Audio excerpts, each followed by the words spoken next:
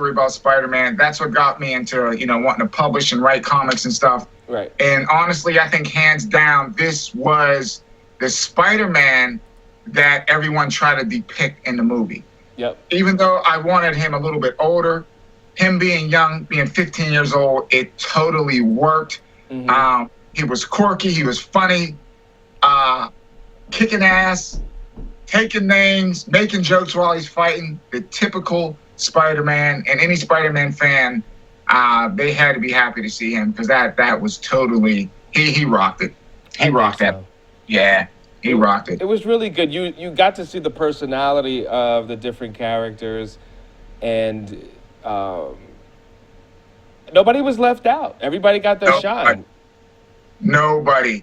And one of my favorite parts of the movie, again, I'm a huge Spider-Man fan, and I think this caught everybody off guard, and I was hoping they were going to do this, is when Ant-Man got big. When he got big, I was happy, man. I was happy. That's how Ant-Man is. I wanted to jump up in the theater. I was happy. And I think he was probably one of the bigger surprises. I don't think a lot of people expected him to get big like that, and yeah, man, they did. And it's logical too. I mean, obviously, if you can make yourself smaller, you know. But the cool thing about it was they saved it. They didn't do that in the Ant-Man movie. They saved it for this movie, and I thought they gave hints of it. They gave you hints when he had those little discs that can make things big and small. You know how he threw it? The train got the Tom of the Tank train got really big. I was like, man, they're going to be saving up. He has to get big in the next one. He has to get big in the next one. So how they put that in there, yeah, man, that was good. That was good. Tony Stark. I love Iron Man. Right. He was just a total butthole in the movie. Cocky, got himself into trouble. Again, running around the movie with two, black guys the whole movie. Oh, man. But it worked. It worked.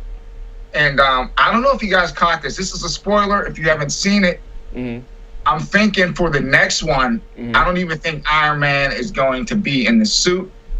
Remember, his heart is bad. And he was complaining about his left arm. He's like, is this normal? I don't know if you caught that in the movie. And in Civil War, the comic books, remember Thor and them were actually carrying him into the hospital. So I don't even know I don't even think he's going to be in the Iron Man suit for the second one if they write that in. If anyone has read Civil War, the actual comic book. But it's going to be fun to see what they do with Tony Stark.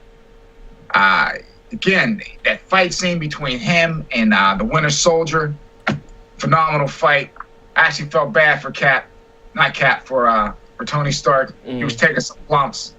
Nearly cried when War Machine got knocked down. Oh, my goodness. That's my gamer tag is War Machine. When he went down, my heart would jump, man. I was like, no. Yeah, but man. That movie was just well balanced.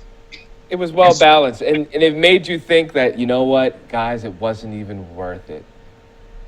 All the fighting that they did wasn't worth it. If they just took the time to relax and think it through.